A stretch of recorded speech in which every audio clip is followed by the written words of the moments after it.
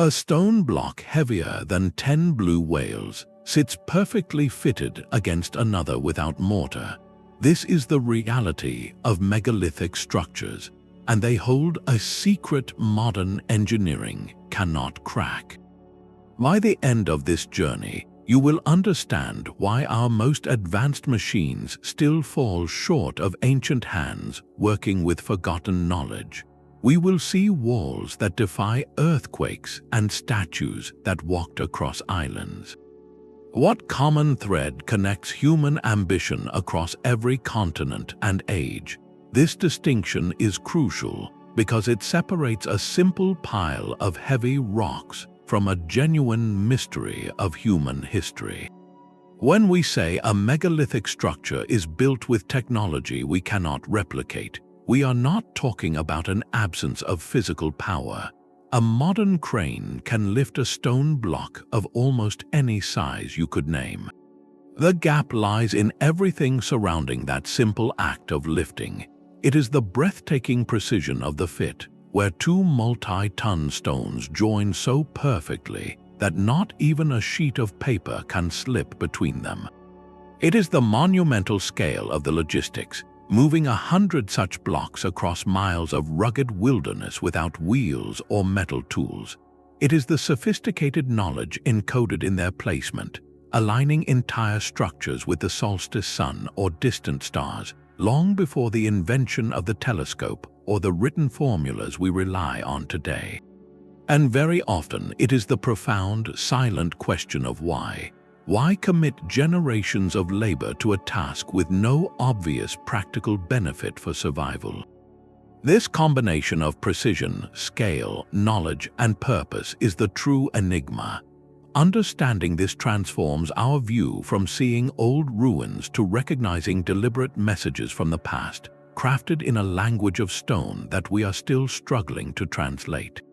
That language of stone speaks through 4 distinct whispers, each a benchmark for our journey. To separate the merely impressive from the truly inexplicable, our list of 25 structures follows a strict set of criteria. The first whisper is one of sheer mass. We prioritize individual stones of such colossal weight that moving them would give a modern engineering team serious pause, blocks that rival the heft of locomotives or small ships. The second whisper is one of impossible precision. This is not about rough stacking, but the cutting, shaping, and fitting that creates joints so flawless that mortar is not just unnecessary, it is an insult to the craftsmanship. A blade of light cannot pass between them. Third, we listen for the echo of a logistical nightmare. How were these monoliths quarried from the Earth's bones, and by what means were they transported across miles of mountain, jungle, or water? This puzzle often deepens when we find no evidence of the wheel, the pulley, or the metal tool. Finally, we search for the signature of advanced knowledge. Does the structure lock onto the solstice sun with pinpoint accuracy? Do its chambers amplify specific sounds into a haunting resonance? These features suggest a layer of intent that goes far beyond simple shelter or ceremony, hinting at a sophisticated understanding of the world that history books have yet to fully credit. These 4 criteria will be our guide, our litmus test for the ancient impossible.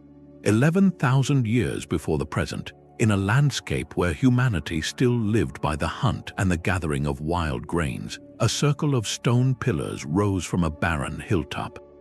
This is Göbekli Tepe, and its existence is a profound riddle that rewrites our story.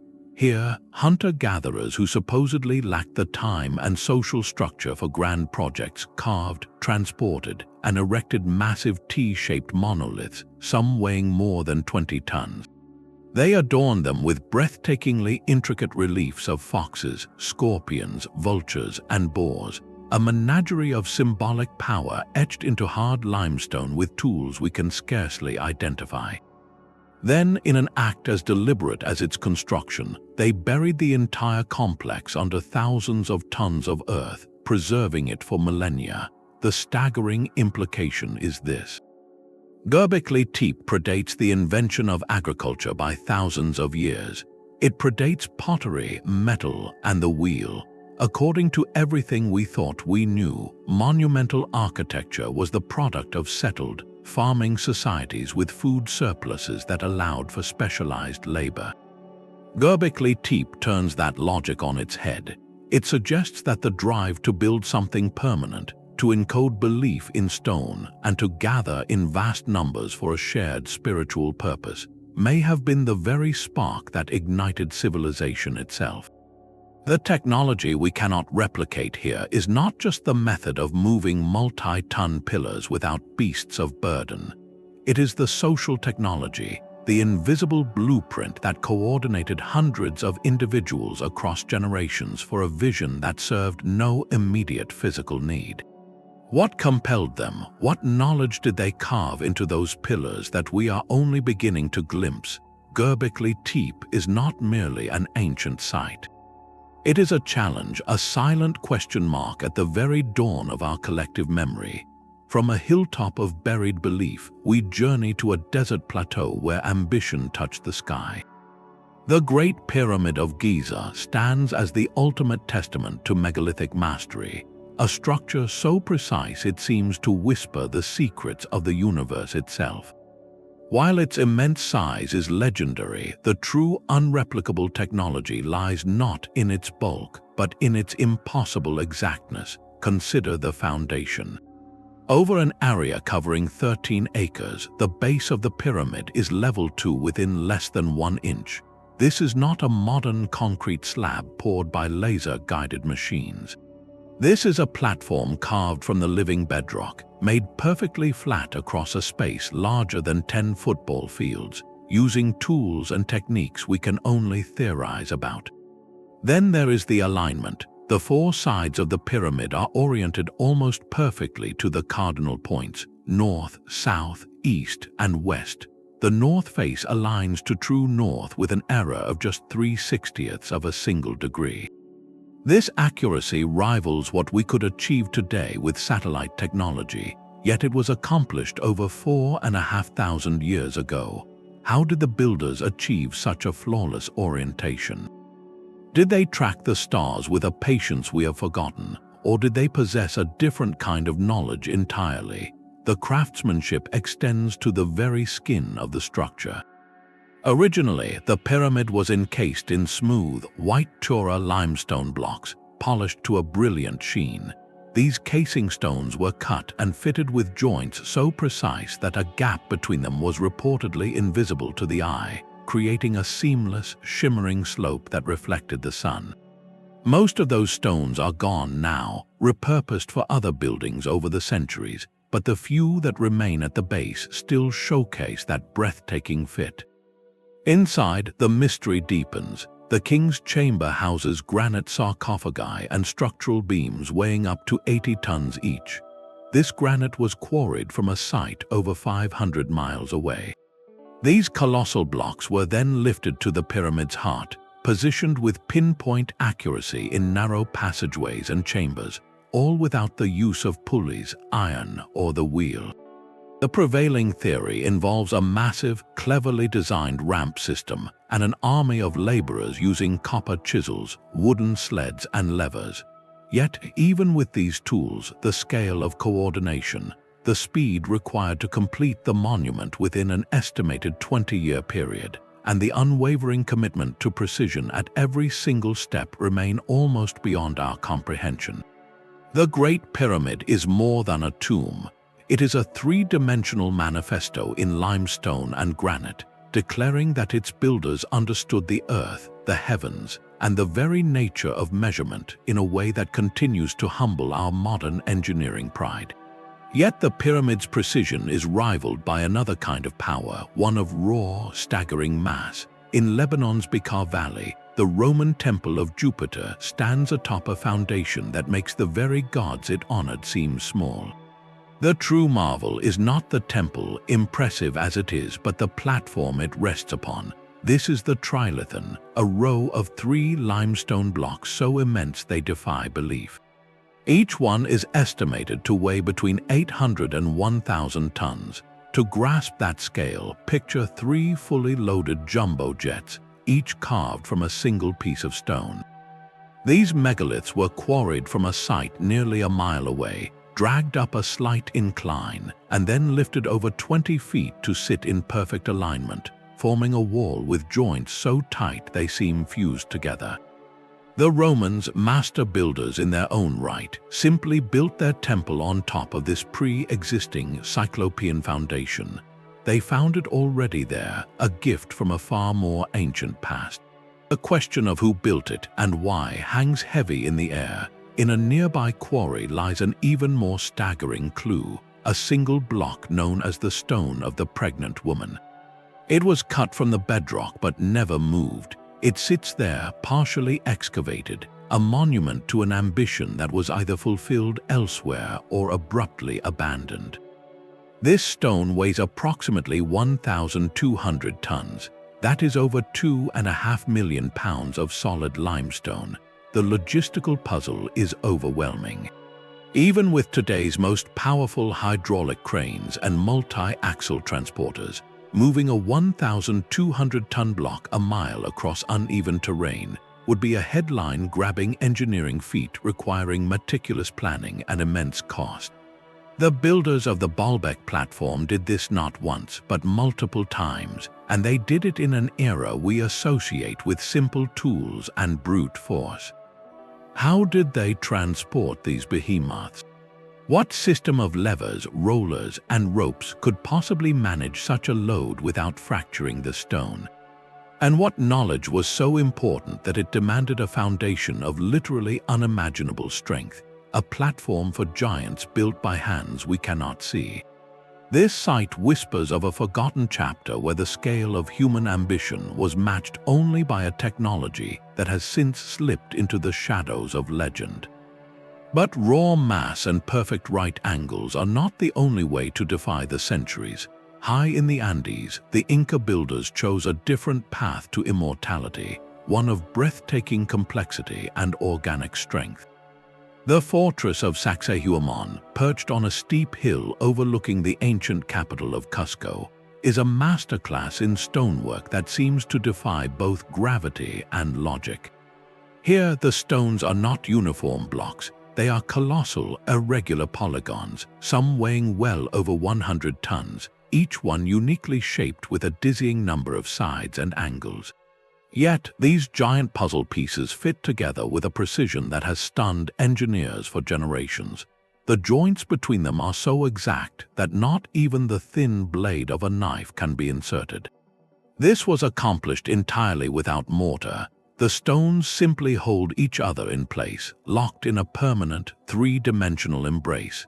This technique, known as polygonal masonry, represents a technology we cannot replicate because we have lost the method. The process is a profound mystery from start to finish. First, how were these enormous limestone blocks quarried from distant sites using only stone hammers and bronze chisels, tools that seem laughably inadequate for the task? Then, how were they transported across the rugged, mountainous terrain without the wheel or strong draft animals? The journey alone seems an impossible feat. But the greatest puzzle is the final fitting. How did the builders achieve such perfection? One theory suggests they might have used a system of repetitive measurement, perhaps creating detailed clay models or using chords and markers to map out each stone's unique neighbor. Another, more captivating idea is that they employed a technique of trial and error, repeatedly lowering a stone onto its spot, noting the high points of contact, painstakingly grinding those points down, and repeating the process dozens, maybe hundreds of times until the fit was flawless. Imagine the patience, the unwavering communal focus required for such a task. The result, however, is undeniable engineering genius. This interlocking jigsaw design is precisely what gives Sacsayhuamán its legendary resilience. When earthquakes strike, a rigid wall of uniform blocks would crack and collapse, but these polygonal walls are flexible. The stones can shift and settle minutely during a tremor, absorbing the energy, and then settle back into place once the shaking stops. They have done so for over 500 years, surviving seismic events that have flattened modern constructions all around them. The walls of Sacsayhuamán are not just a fortress. They are a conversation between the builders and the living earth, a dialogue written in stone that says, "We understand your power, and we have found a way to dance with it." The seamless dance of stone at Sacsayhuamán gives way to a sight of profound and chaotic silence. In the high plains of Bolivia, Puma Punku does not look like a ruin. It looks like the aftermath of an explosion, a cosmic warehouse where the building materials for another world were violently scattered and abandoned. Gigantic slabs of andesite and red sandstone lie strewn across the landscape as if dropped by a giant's careless hand, many of them shattered or tossed on their sides. But it is when you look closely at these individual pieces that the true mystery begins, for they are not crude blocks. They appear machined. The most famous are the H blocks, named for their distinctive double recessed shape that resembles the letter H. These are not one-of-a-kind artifacts. Multiple H blocks exist, and each one is a perfect geometric duplicate of the others, featuring the same complex array of precise notches, channels, and cutouts. It is as if they were stamped out by some colossal industrial press, a concept of mass production utterly alien to the era of the Tiwanaku culture, which flourished over 1,000 years ago. The material itself deepens the puzzle. Andesite is an incredibly hard, dense stone akin to granite. Yet the surfaces of these blocks are flawlessly smooth. Their edges are razor-sharp, and they feature drilled holes and long, perfectly straight grooves that look as if they were cut with a diamond-tipped saw. The precision is so exact, so clean, that it feels anachronistic. How could a culture using stone hammers and copper chisels achieve such a finish? The geometric complexity suggests a sophisticated understanding of engineering principles and advanced geometry, knowledge that would enable them to create interlocking modular components, perhaps for a structure we can no longer even visualize. The sheer repetition of the forms implies a standardized system, a blueprint followed with unwavering accuracy. This has led to intense speculation. Was Puma Punku the work of a much older, forgotten civilization, one that possessed tools and techniques lost to the Tiwanaku people who later occupied the site?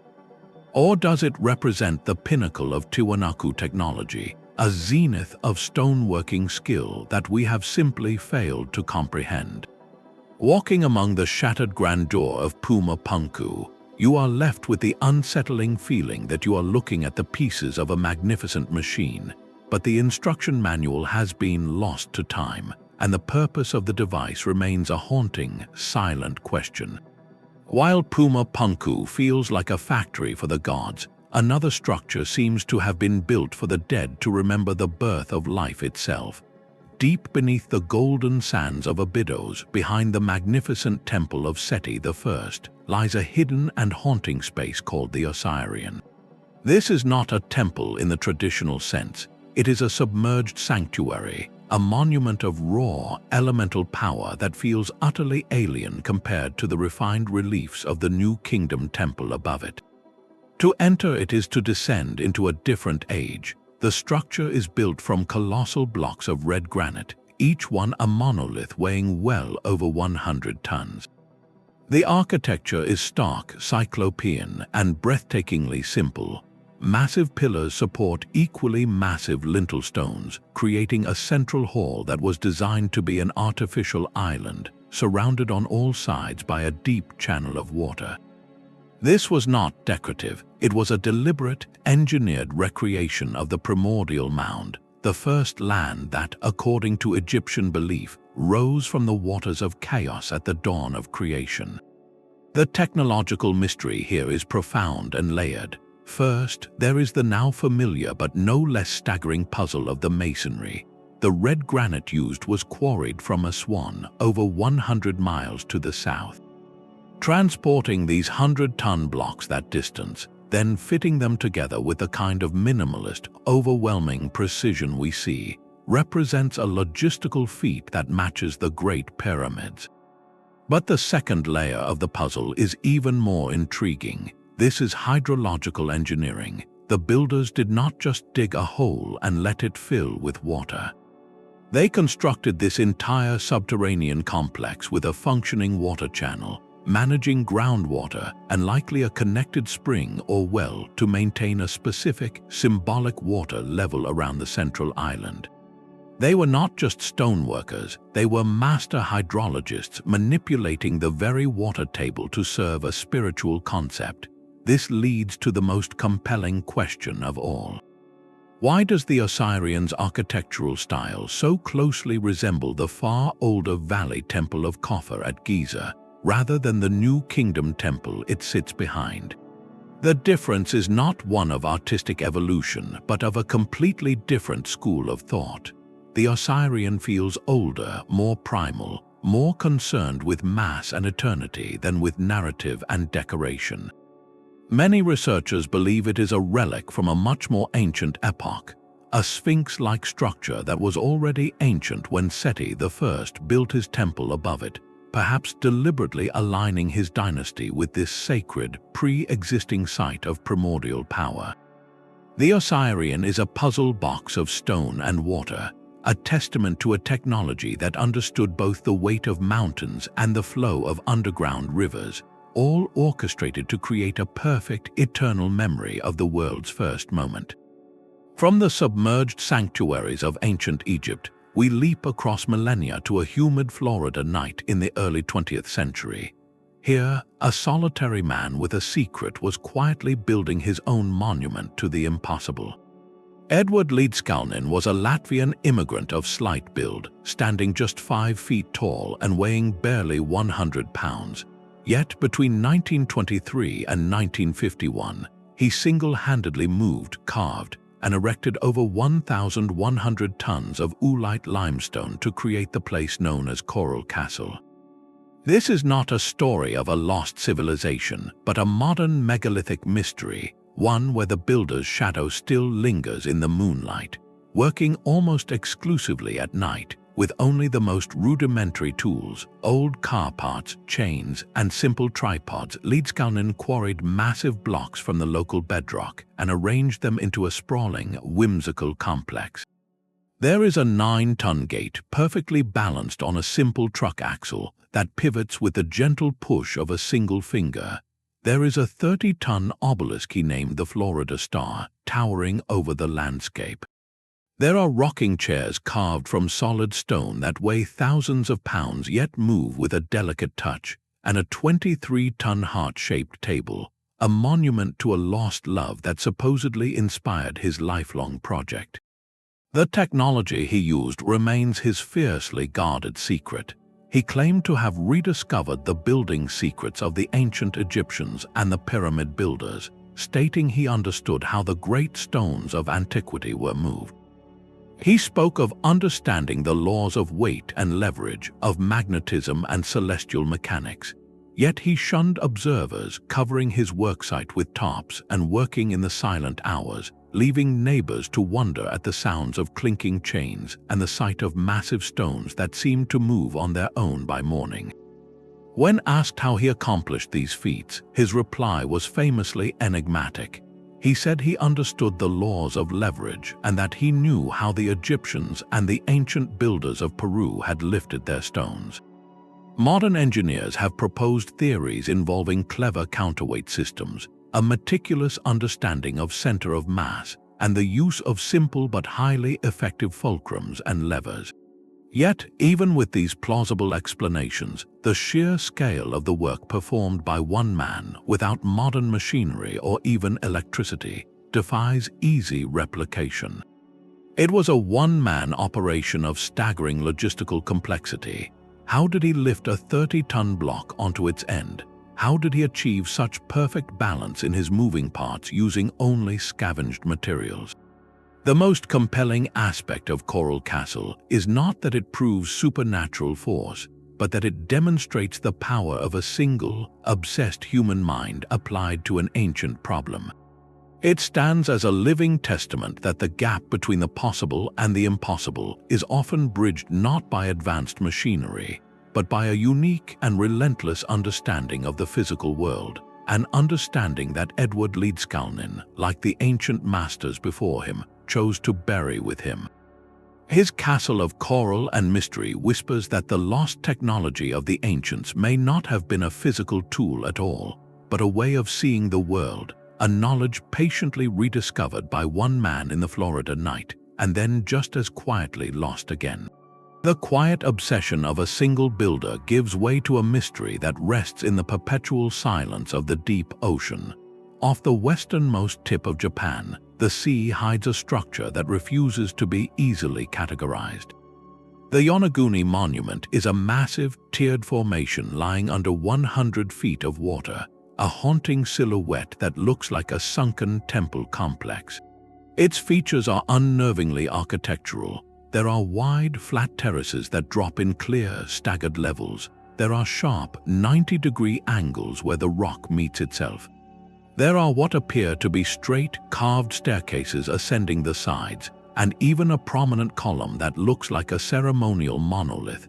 Most striking to some observers is a section that resembles a crude, giant face, staring blankly into the aquatic gloom. The debate surrounding Yonaguni is a perfect collision between two ways of seeing the world. Geologists offer a compelling natural explanation. The rock here is sandstone, prone to fracturing along straight lines due to seismic activity. The strong currents of the region could have eroded the stone in ways that mimic platforms and steps, a spectacular example of nature's own sculpting power through millions of years of geological stress. Yet, the other side of the argument points to details that feel intentional. They note the sheer accumulation of seemingly artificial features in one location, the stacked terraces, the perfect right angles occurring repeatedly, and surfaces that bear marks reminiscent of tool work. The most radical possibility hinges on a simple fact of Earth's history. Sea levels were significantly lower during the last ice age. This area would have been dry land approximately 10,000 years ago. Proponents of the human hand theory suggest that if this is a man-made site, it was constructed on dry ground by a prehistoric culture, only to be swallowed by the rising seas as the glaciers melted. This timeline is what makes the monument so profoundly challenging. If human, it would predate by thousands of years any other known monumental architecture in Japan, and indeed rival the age of Göbekli Tepe. The technology implied is not about moving blocks, but about the visionary act of quarrying and shaping the living bedrock itself on a monumental scale, carving a sacred space directly from the island's bones. Whether a masterpiece of natural forces or a lost chapter of human endeavor, the Yonaguni Monument serves as a powerful, watery metaphor. It reminds us that a vast portion of humanity's potential coastal settlements, places where early civilizations might have first flourished, now lie submerged. Our search for origins has been largely confined to dry land, but the deepest secrets of our past may still be waiting patiently for us to learn how to see them beneath the waves. A silent forest of stone stands sentinel on the windswept coast of Brittany. This is Carnac, and to walk among its alignments is to step into a vast, open-air circuit board from the dawn of time. Unlike the towering pyramids or the cyclopean walls we have seen, the staggering power of Carnac lies not in the mass of any single stone, though many are colossal, but in the overwhelming scale of the system. Over 3,000 granite megaliths were hauled from local quarries and planted into the earth in dense, parallel rows that stretch for miles across the landscape. They form a complex of alignments, stone circles, and burial mounds erected over a period of centuries, beginning around 4,500 BC. The unreplicable technology here is not one of physics, but of sociology and intellect. It is the invisible architecture of a shared vision that coordinated a Neolithic society for generations. Imagine the communal will required not just to erect one stone, but to plan and execute the placement of thousands, maintaining a precise geometric order across kilometers of open terrain. This suggests a level of social organization, a chain of command, and a transmission of knowledge that we rarely attribute to people of that era. They were not just builders. They were programmers using the landscape itself as their hardware. But what was the software? What calculation were they running? The most persistent theory is that the alignments functioned as a colossal astronomical computer. Specific rows and keystones seem to align with the rising and setting of the sun and moon at critical points in the year, like the solstices. They could have been a dynamic calendar, marking the passage of seasons for agricultural and ceremonial purposes, a Stone Age observatory that tracked celestial cycles with pinpoint accuracy. Other researchers propose a more terrestrial function. The unique geology of the area, with its deep underground fissures, might have made the stones act as a primitive seismic detector, their arrangement somehow amplifying or indicating subtle movements in the earth. Some even see them as a form of symbolic architecture, mapping out social hierarchies or cosmological beliefs onto the land itself. The true function may be a combination of all these ideas.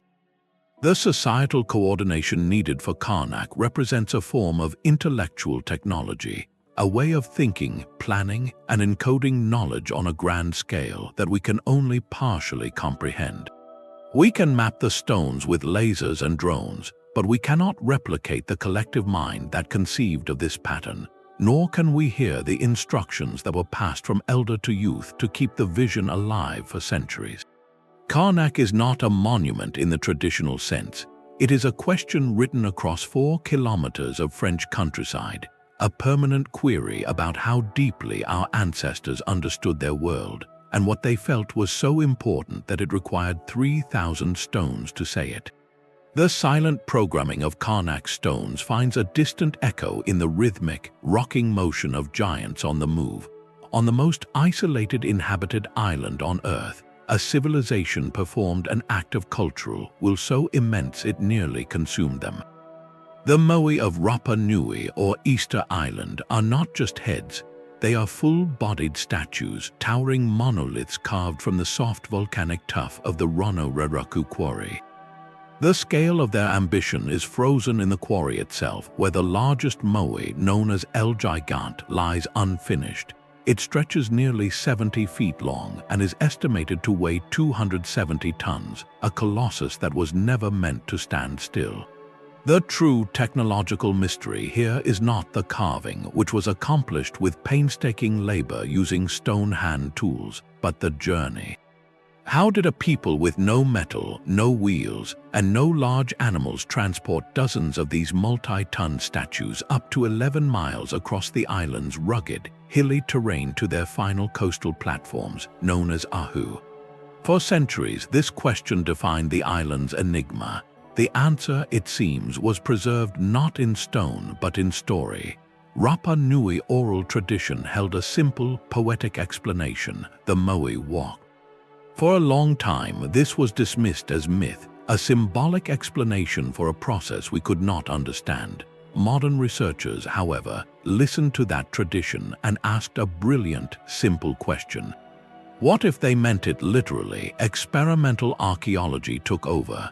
Teams constructed precise replicas of the Moai and tested various methods.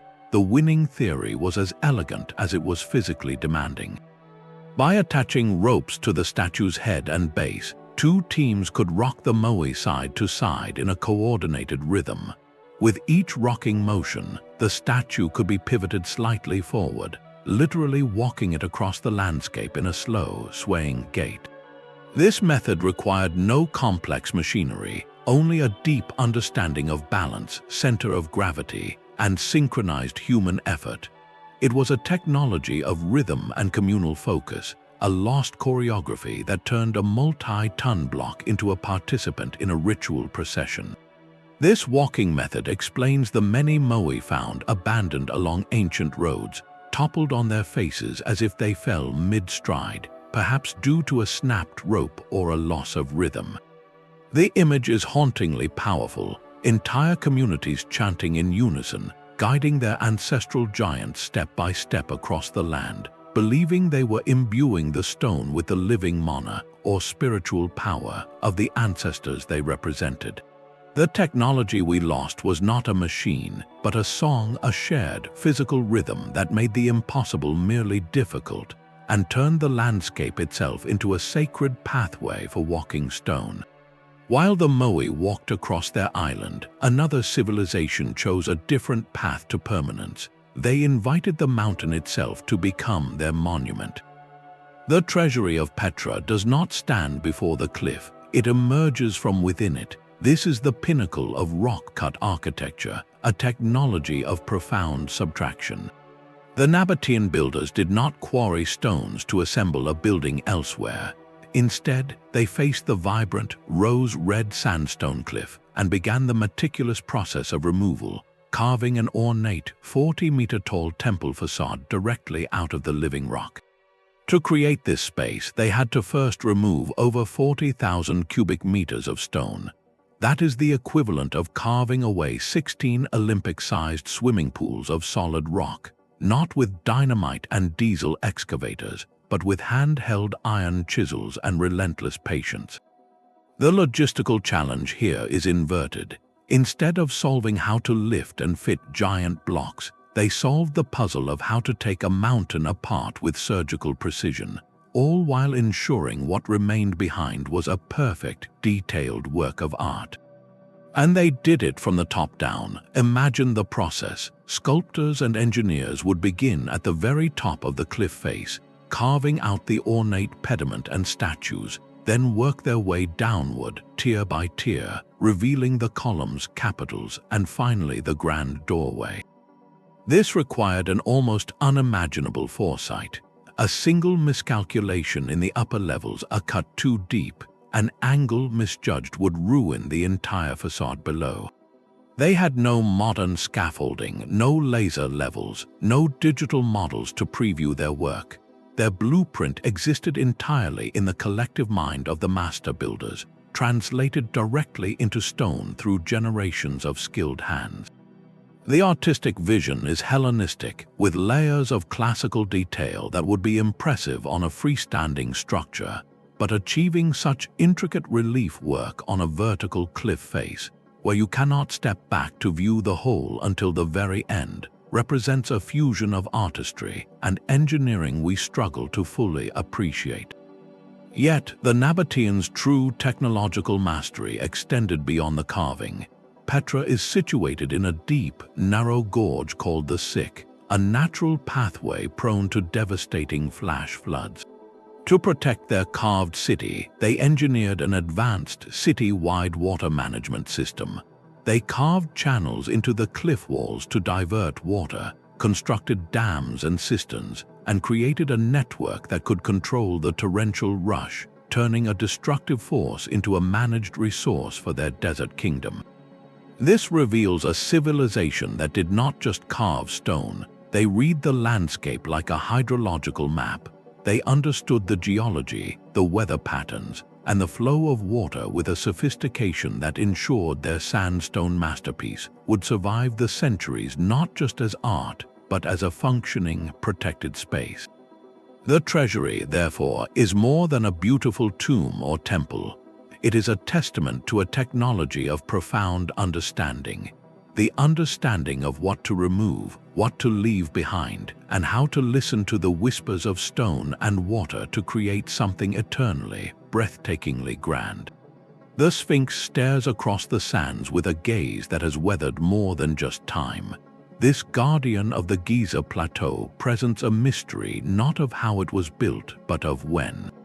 Officially, its construction is dated to the reign of Pharaoh Khafre around 2500 BC, making it a contemporary of the Second Great Pyramid. Yet, a closer look at its weathered body tells a story that seems to contradict the official timeline, a story written not in hieroglyphs but in the very stone itself. The mystery centers on a specific type of damage. The limestone core of the Sphinx and the walls of the pit that surrounds it are marked by deep, undulating, vertical channels. They look like grooves carved by flowing water, patterns of erosion that geologists recognize. This kind of weathering is characteristic of prolonged, heavy rainfall, water cascading over the stone for centuries, dissolving the softer layers and leaving behind these distinctive vertical scars. Here lies the profound contradiction. The climate of Egypt for the last 5,000 years has been hyper-arid, a desert landscape where rainfall is a rare and gentle event, incapable of producing such dramatic runoff-style erosion. To find a climate in Egypt that could create these marks, you have to look back to the end of the last ice age, a period known as the Neolithic subpluvial, when the region was a verdant savanna experiencing significant regular rains. That period ended around 8,000 years ago or even earlier.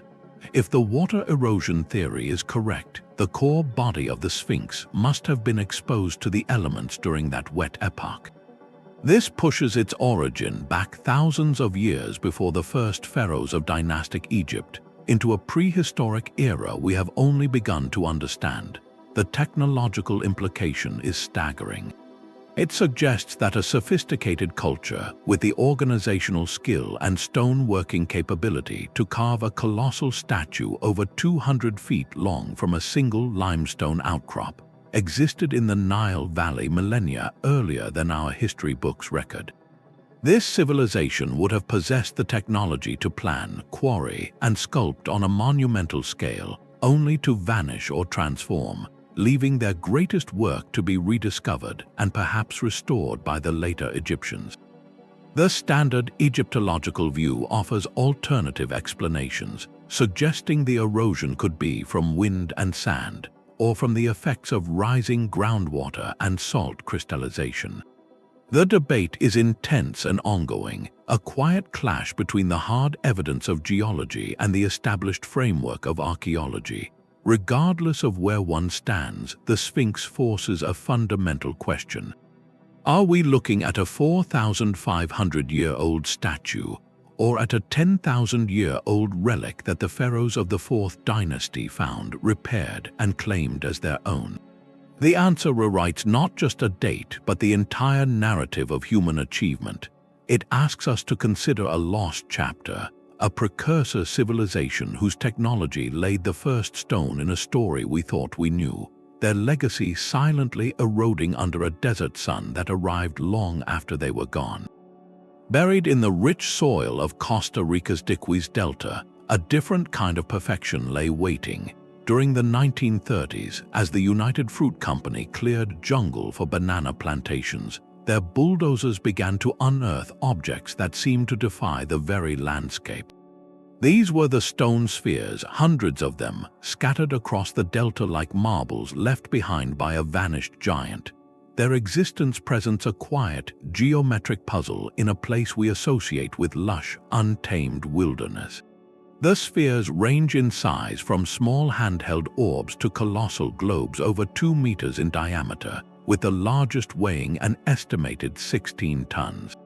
What is immediately arresting is their shape. They are not roughly round stones, they are near-perfect spheres, exhibiting a sphericity and a smooth, polished finish that feels utterly anachronistic.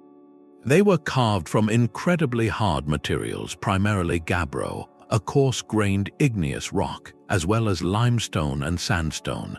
The Diquis people, who crafted these objects between 300 CE and 1500 CE, did so without metal tools, without the wheel, and without any known system of written measurement. The technological mystery is a 3-part enigma. First, the quarrying. How did they identify and isolate such massive, unblemished blocks of solid stone from the riverbeds and outcrops?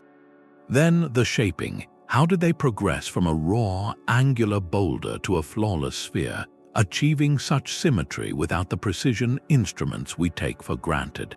The prevailing theory involves a process of controlled pecking and grinding. Craftsmen likely used other, smaller stones of even harder material to repeatedly strike the surface, breaking it away in a controlled manner. They may have then used sand and water as an abrasive to slowly grind the sphere to its final, smooth form. This process, while plausible, does little to diminish the achievement. To maintain a perfect spherical shape across a surface area that large, through millions of deliberate, tiny impacts, requires an almost preternatural understanding of geometry and an unwavering standard of quality control. It is a testament to patience and a shared mental template of perfection. Finally, there is the puzzle of transport.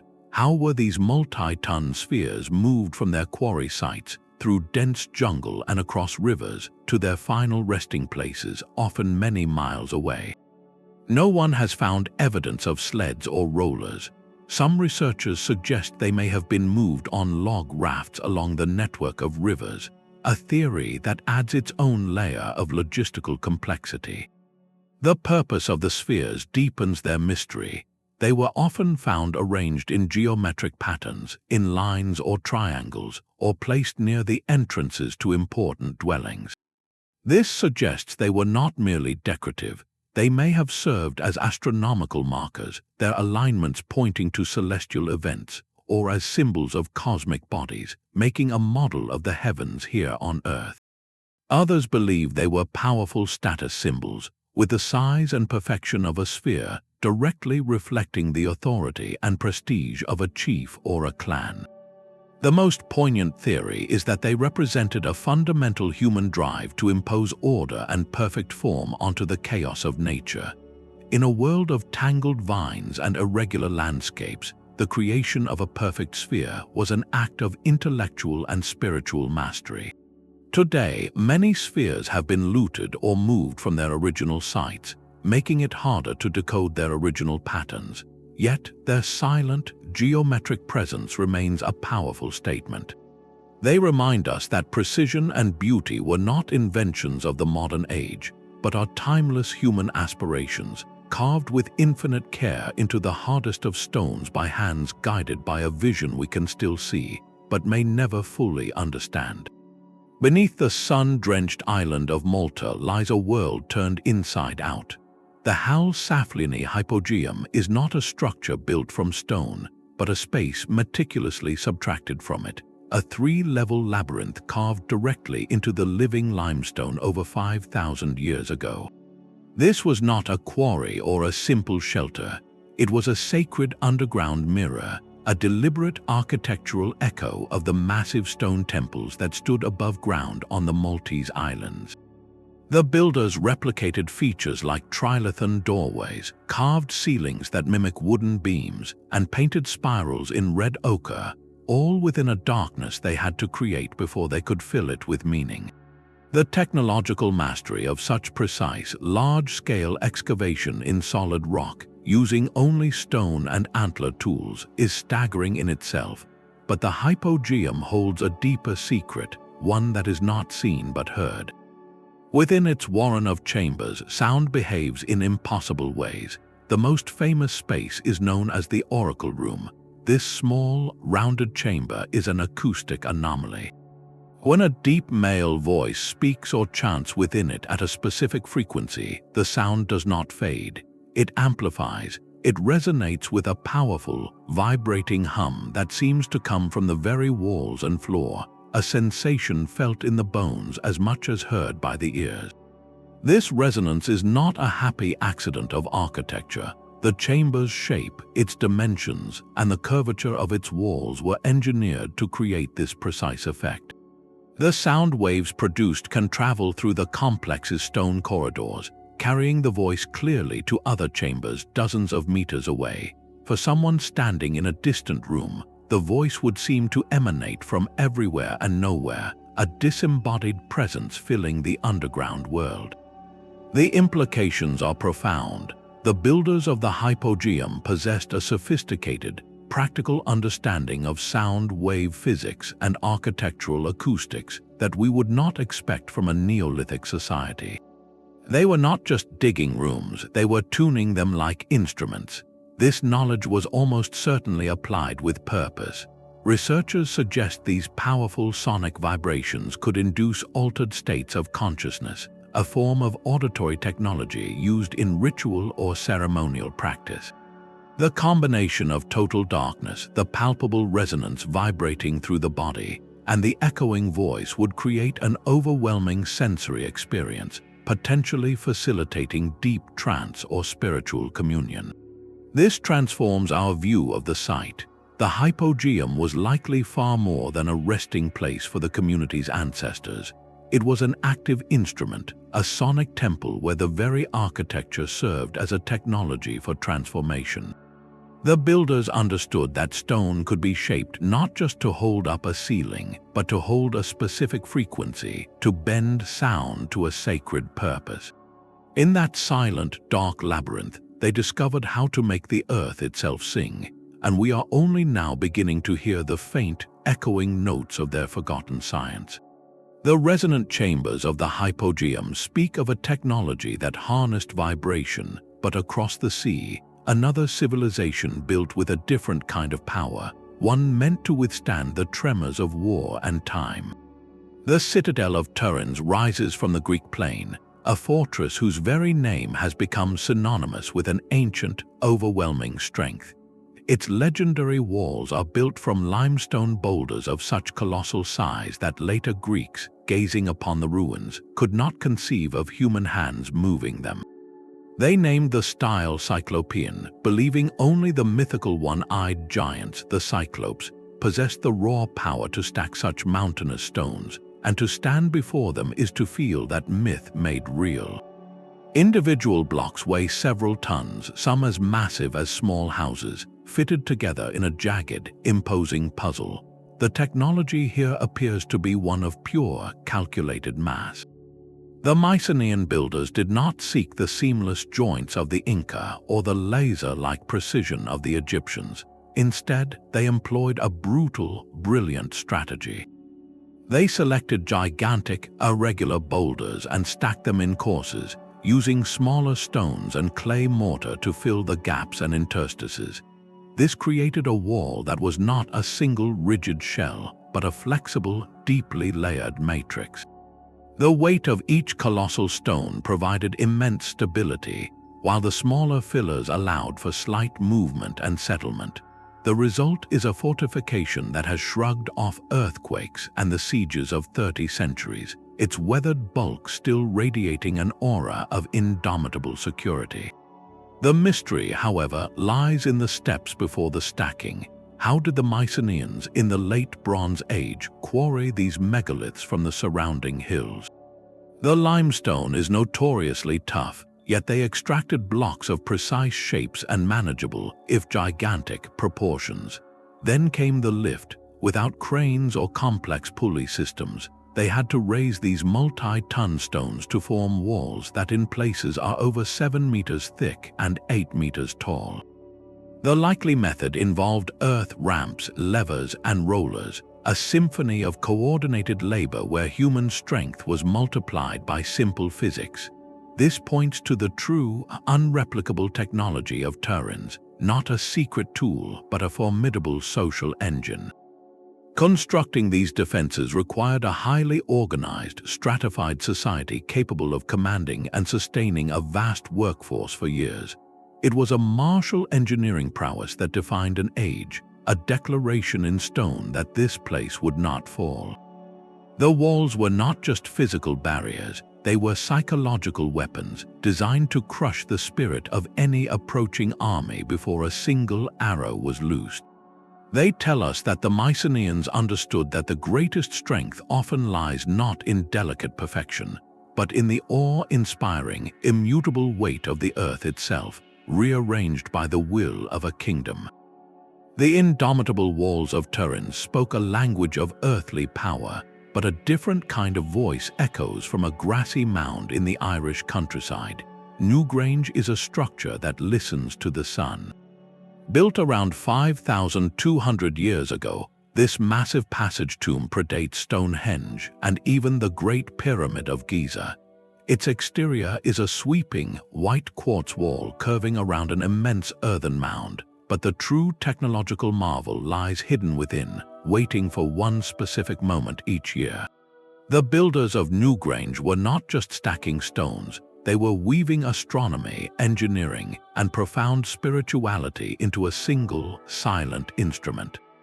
To enter is to walk down a narrow 60-foot passageway lined with colossal orthostats, massive upright stones that guide you into the heart of the mound.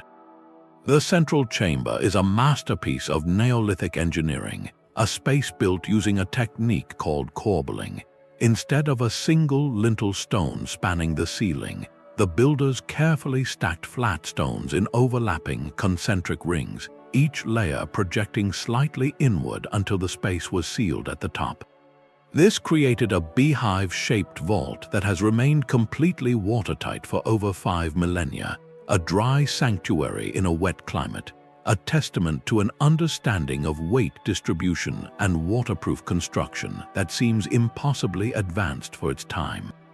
Yet the most breathtaking feature is not the chamber itself, but a small, seemingly insignificant opening above the main entrance, known as the roof box. This is not a random hole. It is a meticulously engineered aperture, a stone-framed window precisely aligned to a celestial event. For 364 days of the year, the interior of Newgrange lies in perpetual darkness. But at dawn on the winter solstice, the shortest day of the year, something miraculous happens. As the sun crests the horizon, a narrow, golden beam of light penetrates through the roof box. It travels down the long passageway, growing wider as it goes, until it floods the central chamber with a radiant glow that lasts for approximately 17 minutes before retreating. Achieving this alignment was an act of staggering precision and foresight. The builders had to understand the solar cycle with exacting detail. They had to know the precise azimuth of the winter solstice sunrise, not just for 1 year, but as a predictable, repeating event. They then had to translate that celestial knowledge into terrestrial architecture, orienting the entire 60-foot passage so it would capture that single, fleeting beam. A miscalculation of even a single degree over that distance would mean the light would miss the chamber entirely. This was not guesswork. It was codified, repeatable science encoded in stone. The purpose of this solar event transforms Newgrange from a tomb into a temple of rebirth. The winter solstice marks the sun's symbolic death and renewal, the turning point where days begin to grow longer again. By capturing the sun's light in the deepest chamber, a place associated with ancestral rest, the builders created a powerful metaphor. They were reuniting the life-giving power of the sun with the spirits of their ancestors, enacting a cosmic drama of renewal and continuity. The intricate spiral carvings that cover many of the interior stones may have represented this eternal cycle, a visual language of continuity etched into the very walls touched by the solstice light. The technology we cannot replicate here is multifaceted. It is the precise solar alignment achieved without written records or modern instruments. It is the corbelled vault that has defied gravity and water for over 160 generations. But perhaps most profoundly, it is the integrated vision that saw no separation between the study of the heavens, the craft of building, and the rituals of the human spirit. Newgrange stands as a silent rebuke to the idea that ancient people were primitive. They were cosmic architects, and their greatest structure was not just a mound of earth and stone, but a carefully calibrated machine designed to capture a moment of hope in the deepest dark, a testament to a knowledge that saw the universe as something you could not just observe, but converse with, using light and shadow as your words. While Newgrange captured a single beam of sunlight, another temple sought to harness the sun's power in its entirety, not as a fleeting visitor, but as a permanent cosmic vehicle. In the coastal sands of eastern India, the Sun Temple of Carnac stands, or rather, rests as a colossal stone chariot frozen in mid-journey. Built in the 13th century, this monument is not merely dedicated to the sun god Surya. It is architecturally designed to be his celestial chariot, a symbolic vehicle meant to carry the sun across the heavens. The scale of this vision is rendered in stone with almost overwhelming ambition. The entire temple complex is conceived as a gigantic chariot, pulled by 7 mighty stone horses and resting upon 24 exquisitely carved stone wheels, each over 3 meters in height. These are not decorative motifs. They are structural components, massive architectural elements that bear the temple's weight while telling a story. Each wheel is a masterpiece of intricate sculpture, acting as a sundial with its detailed spokes and carvings that can be used to tell the time of day with astonishing accuracy. The technological marvel here is twofold. First, there is the sheer audacity of the stone carving. The temple was constructed from condylite, a difficult-to-work stone that is prone to weathering, yet artisans achieved a level of detail that is breathtaking. Every surface, from the colossal wheels to the walls and spires, is covered in elaborate carvings depicting deities, musicians, dancers, animals, and scenes of daily life, transforming the monolithic structure into a vast, encyclopedic tapestry of stone. The second marvel is one of symbolic engineering. To translate the complex, dynamic concept of a divine chariot into a static, yet perfectly proportioned, architectural form required a sophisticated understanding of geometry, scale, and narrative design. It is architecture as religious metaphor built at a scale that boggles the mind. This leads to the temple's most tantalizing legend. For centuries, stories have persisted that the main tower, or shikara, once held a massive lodestone, a powerful natural magnet at its peak. This lodestone was said to exert such a force that it caused the entire structure to levitate, or at the very least, held the iron-rich stones in a delicate, balanced suspension. While historians view this as a symbolic or apocryphal tale, it speaks to a profound truth about how the temple was perceived. It was not seen as a simple building, but as a technological marvel, a device of such advanced and mysterious construction that only a force as fundamental as magnetism could explain its grandeur. The reality of its construction is no less impressive. The movement and carving of such enormous quantities of hard stone, the precise alignment of its symbolic elements, and the sheer logistical coordination represent a peak of medieval Indian engineering. Today, the temple's aura is deepened by its partial ruin. The main tower has long since collapsed, a process hastened by the very properties of the condylite stone, and some suggest by the removal of key structural elements like the legendary lodestone. What remains is a monumental ruin of staggering beauty, a chariot that seems to have stumbled in the sand, its wheels still turning towards a sun it can no longer reach. This incomplete state does not diminish its achievement. Instead, it amplifies the sense of a lost grand technology, a perfect fusion of artistic vision, spiritual symbolism, and engineering prowess that we can admire, but whose full, towering glory we can only reconstruct in our imagination. The chariot's wheels stand still, but the human impulse to align stone with sky finds a different expression in the rolling hills of southern Spain. Here, the dolmens of Antequera present a monumental puzzle where the builders looked not just upward, but across the horizon. These megalithic tombs, Menga, Vieira, and El Romeral, are not isolated graves but a coordinated sacred geography. The dolmen of Menga is a staggering feat of Neolithic engineering, a long corridor tomb built with massive orthostats, upright stones, some weighing up to 180 tons. These are capped by a single roof slab that alone weighs 50 tons, a stone ceiling of unimaginable weight, lifted and placed with a technology we can only theorize about. Yet, the true unreplicable aspect of this site is not the raw power it displays, but the profound and deliberate choice its builders made regarding direction. Almost every other major megalithic monument in Europe is oriented toward a celestial event, the rising sun of a solstice or a significant star. Menga breaks this pattern completely. Its long entrance corridor points not to the heavens, but directly at a singular mountain on the horizon, La Peña de los Enamorados, a natural formation that strikingly resembles the silhouette of a sleeping human face. This is not a coincidence. The builders performed a colossal feat of logistics to move mountains of stone, only to deliberately align their creation with another mountain. This suggests a cosmology, a way of understanding the world that was fundamentally terrestrial.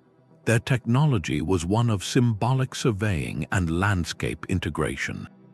They possessed the skill to read the natural world as a sacred text, identifying a feature that held deep meaning, and then engineering a man-made monument to engage in a permanent dialogue with it. This required a planning phase that went far beyond measuring for foundations. It demanded a shared vision that saw the sleeping giant of the mountain as an ancestor, a deity, or a permanent guardian, and then crafted a stone temple to serve as its counterpart in the valley. The monument and the mountain become two parts of a single statement, a bridge between the human community and the animate earth they believed they inhabited. To replicate this, we would need more than cranes and calendars. We would need to recover a lost way of seeing, a world view where every hill and stone was alive with meaning, and where the greatest architecture was that which humbly, yet magnificently, completed a conversation already begun by the land itself. The silent dialogue between Menga and its mountains speaks of a profound connection to the visible landscape, but some builders chose to turn their gaze inward, embarking on a project of staggering subtraction with no clear audience but the earth itself. In 1992, in the Chinese province of Zhejiang, farmers pumping water from what they thought were small, local ponds made a discovery that would plunge them into a man-made abyss. They had uncovered the Longyu Caves, a colossal underground complex hand-carved from solid sandstone. This is not a single cavern or a simple tunnel. It is a vast, interconnected network of at least 24 enormous artificial grottos, covering a total area of over 30,000 square meters. To walk inside is to enter a subterranean world of breathtaking scale and unnerving uniformity. The ceilings soar up to 30 meters high, supported by massive, evenly spaced pillars that appear to hold up the very weight of the hill. Every single surface walls, ceilings, pillars is covered in a consistent pattern of parallel chisel marks, a meticulous, swirling texture applied with a rhythmic, industrial-like repetition. The angles where walls meet are sharp and precise, the rooms are spacious and symmetrical, and the overall impression is not of a rough excavation, but of a finished architectural space. The sheer volume of rock removed to create this hidden city is almost incomprehensible. Estimates suggest nearly 1 million cubic meters of sandstone were quarried out from inside that hill. To visualize that, picture removing a solid block of stone the size of 40 Olympic swimming pools. The labor involved is mind-numbing, but it presents a logistical mystery that eclipses even the construction itself. Where did all that rubble go? 1 million cubic meters of excavated stone is a mountain in its own right. It would form a pile visible for miles, yet there is no trace of this colossal byproduct anywhere in the surrounding countryside. No ancient spoil heaps, no roads paved with the debris, no nearby structures built from the distinctive sandstone. It has simply vanished as if the earth swallowed its own remains. This points to a technology of organization and waste management so efficient it has left no evidence, a silent logistics chain that handled the equivalent of a modern mega project's output without leaving a single clue. The historical silence is equally profound. There are no carvings, no artifacts, no tools left behind, and absolutely no mention of this titanic undertaking in any local record or legend. The caves are a historical black hole. Who commissioned this? When was it done? The sandstone is too soft to hold precise tool marks for dating, placing it anywhere from 1,000 to 2,000 years ago, but even that is a guess. And most hauntingly, why? The space is too vast and too carefully finished to be a simple quarry. It lacks the adornments of a tomb or a temple. some researchers have noted that the pillars and the specific angles of the walls might have acoustic properties designed to carry sound in unique ways, turning the entire complex into a silent instrument waiting for a voice. Others see the uniform chisel marks not just as a byproduct of work, but as the work itself, a form of monumental pattern-making, a ritual act of carving inscribed into the darkness. The Longyu caves stand as a monument to a different kind of ambition. They were not built to reach for the sun or to honor the dead in a visible way. They represent a turning inward, a project whose entire purpose was the act of creation itself, a secret shared between a civilization and the stone it patiently, meticulously, and inexplicably hollowed out. The technology we cannot replicate is not in the carving, for we have machines that can grind through rock. It is in the complete erasure of the effort, the flawless management of 1,000,000 cubic meters of evidence, and the absolute silence that guards the reason for it all. Granite is a stone that demands respect, a dense and unforgiving material that laughs at simple tools. Yet in the remote, mist-shrouded highlands of central Sulawesi, an entire valley is dotted with figures carved from this very stone, standing as silent, stubborn challenges to our understanding of the past. The Bada Valley megaliths are not part of a grand, unified complex. They are solitary sentinels, scattered across the jungle floor and tucked into clearings as if placed by a giant's absent-minded hand. The most striking are the Watu humanoid statues that rise over 4 meters tall, hewn from single blocks of granite.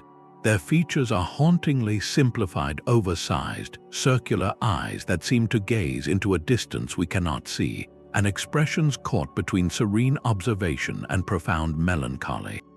Alongside them lie the kalamba, massive cylindrical stone jars, some with lids that resemble enormous, hollowed-out vats. The sheer physicality of these objects is the first layer of the puzzle. Granite is one of the hardest stones on Earth, requiring diamond-tipped tools for efficient carving today. The idea of shaping it with primitive stone hammers and chisels in a remote jungle location far from any known quarry site stretches the limits of plausibility. Where did the raw material come from? How were these multi-ton blocks transported through dense, mountainous terrain without roads or wheels? Each statue represents a monumental investment of labor and a specific, hard-won knowledge of stone fracture and form. But the greater mystery may be their dispersal. Unlike the aligned rows of Carnac or the clustered temples of other cultures, the Bada Valley figures feel randomly placed, isolated from one another across the landscape. This was not a centralized display of power. It suggests a different social model, perhaps one where individual clans or family groups commissioned their own Watu as a marker of identity, an ancestral guardian for a specific plot of land. The kalamba jars deepen the enigma. Their size and shape suggest a function. They could have been used for storage, for ritual bathing, or, as some researchers propose, as burial receptacles.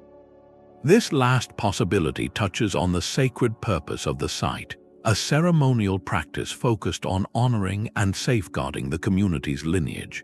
Yet with no written records and no organic material left for carbon dating, the timeline of these monuments is a shadowy guess.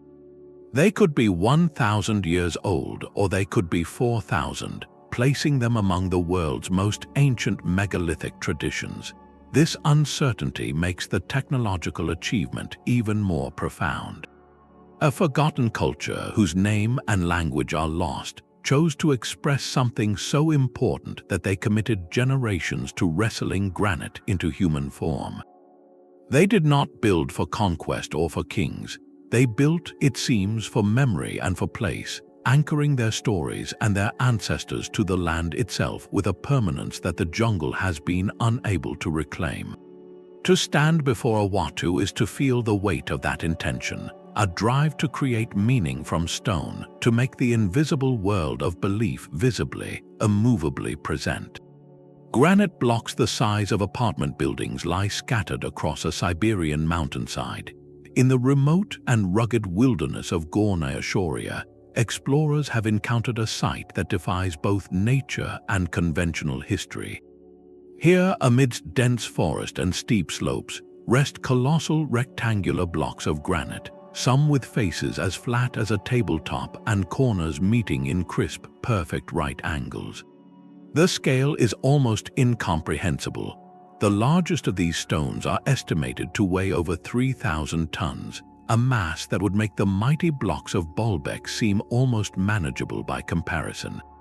They are not merely lying on the ground, they are stacked one atop another, in formations that look for all the world like the tumbled foundations of a Cyclopean fortress or a platform built for giants.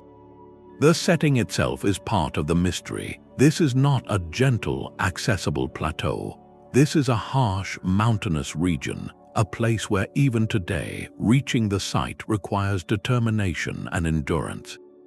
The idea that anyone, ancient or modern, would choose this remote and difficult location to perform the most staggering feat of stonework imaginable adds a profound layer of intention to the puzzle.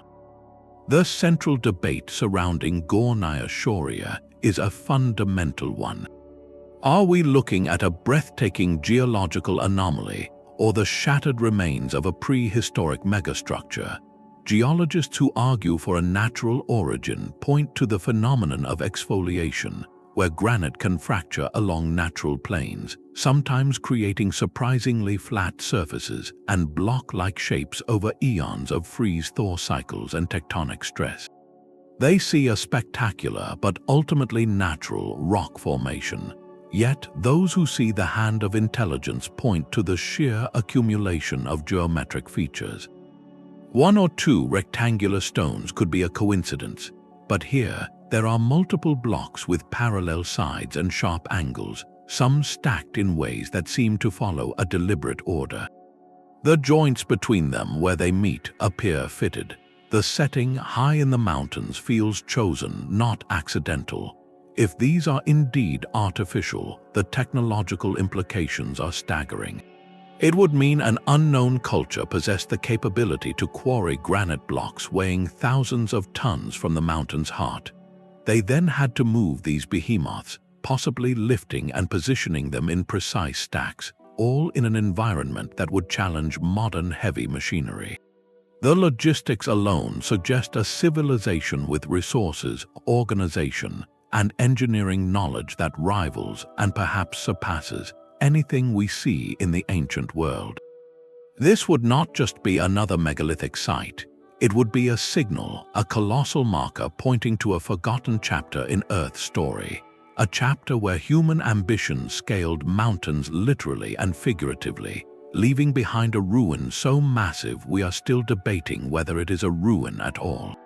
Gornaya Shoria does not offer easy answers. It offers a raw, imposing question etched in 3,000-ton granite. It waits, silent and remote, for the rigorous investigation that could one day decipher whether we are seeing the world's most convincing natural sculpture or the foundation stones of a history we have yet to write. This scattered, global pattern of stone is perhaps the greatest mystery of all. We have journeyed across continents and millennia, from the submerged platforms of Japan to the walking giants of the Pacific, from the astronomical chambers of Ireland to the sonic temples of Malta.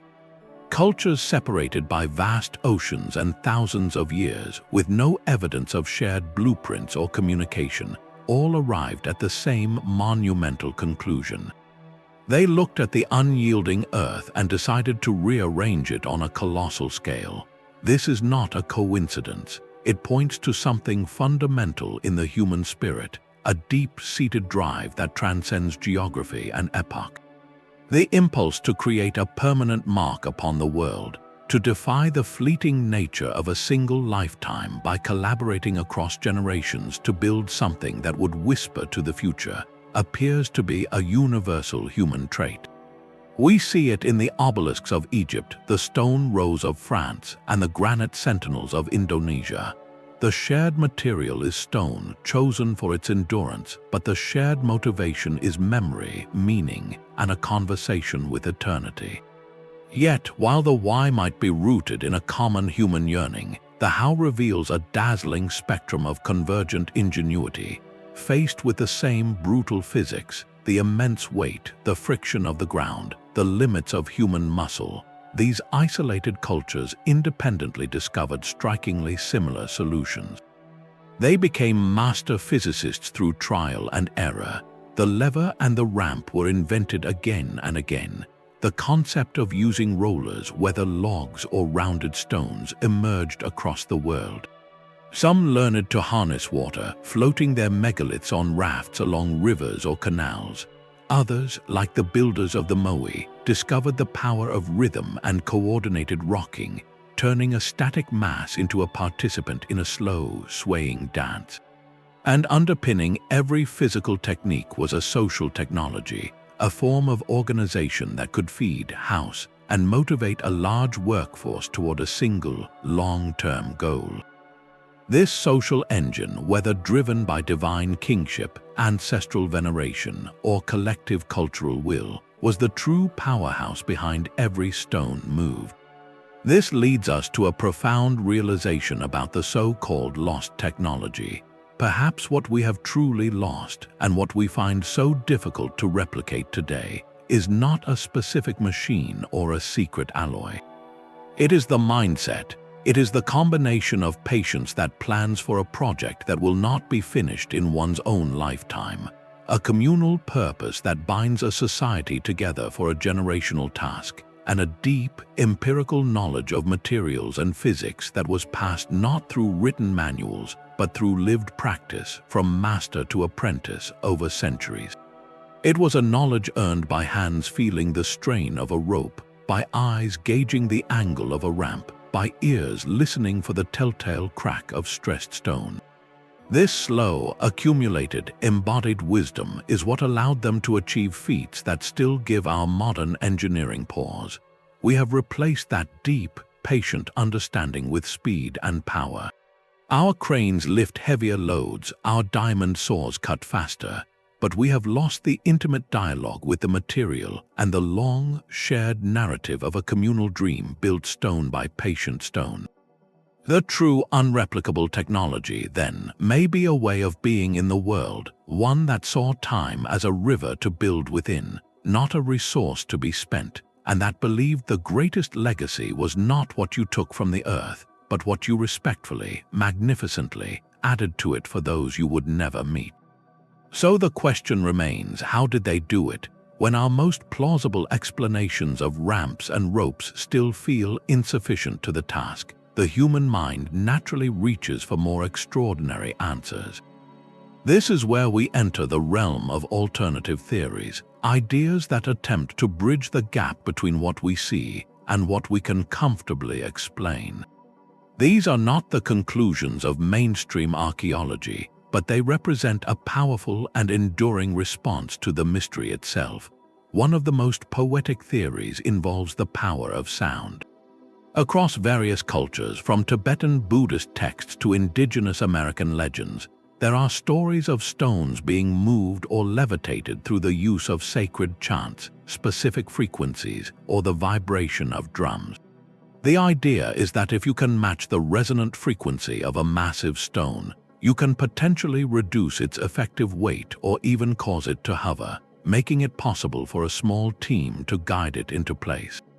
We saw a hint of this potential in the acoustic chamber of Malta's Hypogeum, where architecture was tuned to amplify sound.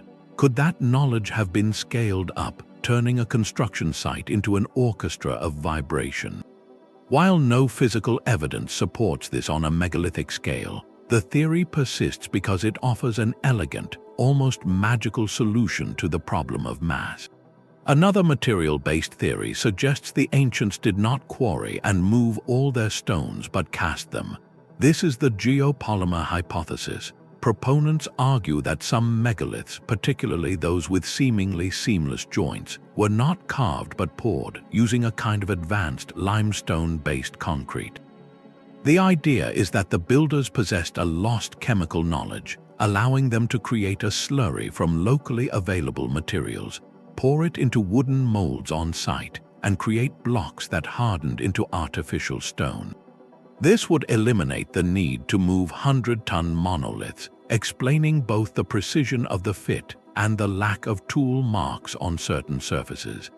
For structures like the Osireion or parts of the Great Pyramid, this theory presents a compelling technical shortcut.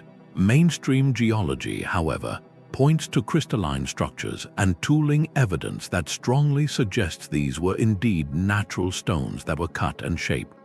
Yet the theory endures, fueled by our modern familiarity with concrete and a desire to find a singular, clever trick behind the mystery. Then we venture into more speculative territory. Some look at the global distribution of these sites and propose they were connected by an ancient energy grid, built upon ley lines or telluric currents, with the megaliths acting as nodes or amplifiers for a forgotten form of earth energy. Others, faced with the sheer antiquity and sophistication of sites like Göbekli Tepe or Gornaya Shoria, revive the concept of a lost progenitor civilization, an advanced culture, perhaps like the legendary Atlantis, that was wiped out by a cataclysm, leaving only its most durable stoneworks behind. The most famous and most controversial idea is that of ancient astronauts or extraterrestrial intervention, suggesting that the knowledge or even the labor required came from beyond our world, making these structures not monuments to human achievement, but messages or landing beacons for other beings. It is crucial to understand that mainstream archaeology largely rejects these speculative ideas, not out of closed-mindedness, but due to a lack of verifiable evidence. The academic consensus firmly favors human ingenuity, patience, and immense coordinated labor using simple tools and brilliant, if forgotten, techniques. They point to experimental archaeology, where teams have successfully moved and raised megaliths using nothing but wood, rope, and cleverly applied physics. The truth, they argue, is not a single lost secret, but 1,000 small ones, the accumulated, practical wisdom of generations of master builders. Yet the very persistence of these alternative theories is as telling as any stone circle. They underscore the profound depth of the mystery we are grappling with. When faced with something that feels inexplicable, we instinctively search for a unifying, elegant solution. We want a lost technology, a singular key that unlocks every door from Baalbek to Easter Island. But the more likely, and in many ways more fascinating, reality is that there is no one key. Humanity's drive to build the impossible sparked 1,000 separate flashes of genius across the globe. The true story is not of a single lost civilization or a visiting star-faring teacher, but of our own species' relentless, inventive spirit, rising again and again in isolation to solve the same monumental problems, leaving behind a world dotted with solutions carved in stone. The diversity of the theories simply mirrors the diversity of the achievements themselves, a testament to how deeply these ancient stones continue to challenge and inspire the modern imagination.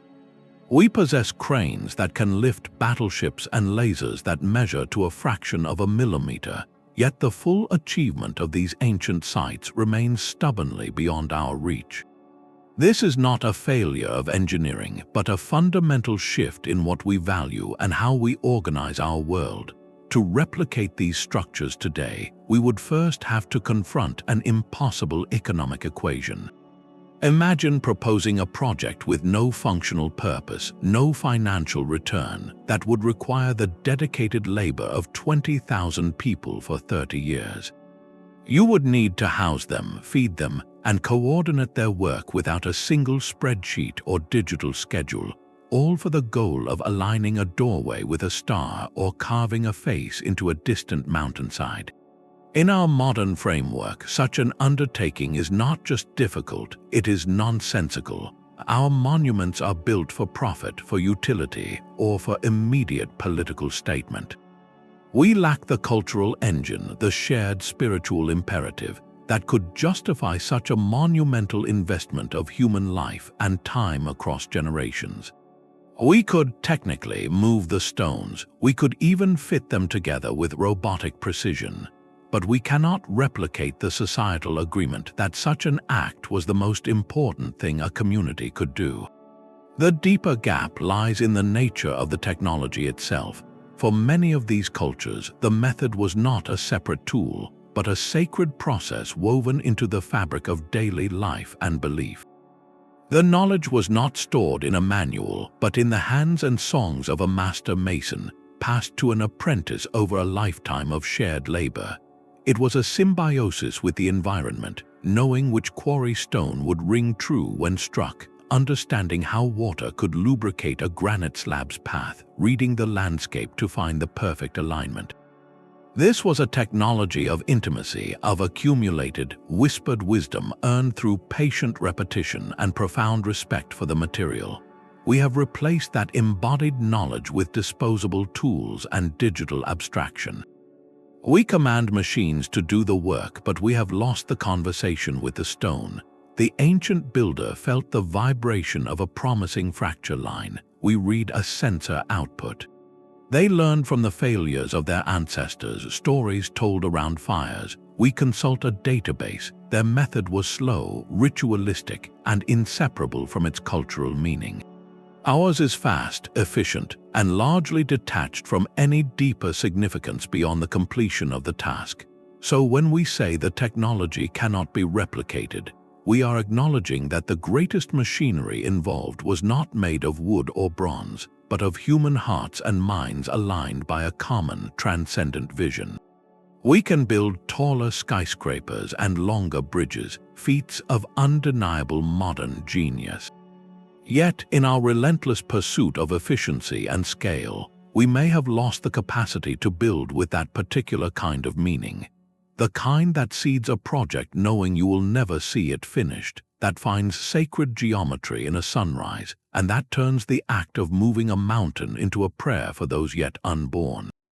The stones themselves are not the mystery. The mystery is the invisible architecture of belief that made them seem not just possible, but necessary. That is the true lost technology, and it is one we are still learning how to measure. These silent monuments are not ruins, but resonant echoes from a different kind of time. Our journey through these 25 megalithic wonders reveals far more than a catalogue of ancient construction sites. It unveils a vast and intricate tapestry of human ambition, ingenuity, and profound mystery. From the buried pillars of Göbekli Tepe to the sun-chasing corridor of Newgrange, from the walking giants of Rapa Nui to the humming chambers of Malta, each structure is an eternal question carved in stone. Together, they form a chorus of whispers from the past, a chorus that directly challenges our modern arrogance about linear progress. We often assume that history is a straightforward march from simple to complex, from primitive to advanced. Yet these stones stand as a monumental rebuke to that idea. They force us to confront a humbling truth. Our ancestors were not primitive, they were different. They possessed deep, sophisticated kinds of knowledge that we are only beginning to recognize and piece together. It was a knowledge of the stars, encoded in alignments so precise they rival our satellite calculations. It was a knowledge of the earth itself, understanding how to make stone dance with seismic forces, or how to listen for the resonant frequency of a chamber. It was a knowledge of sound, turning architecture into a sacred instrument.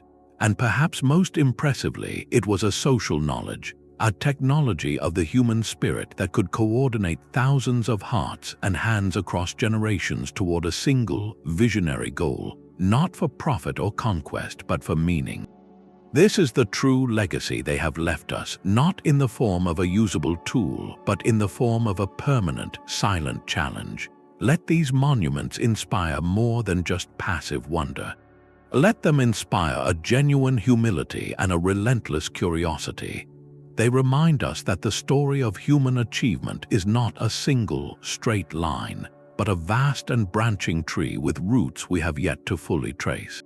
The next chapter of this story is not written in stone, but in our willingness to keep asking questions, to look at the familiar past with fresh eyes, and to listen.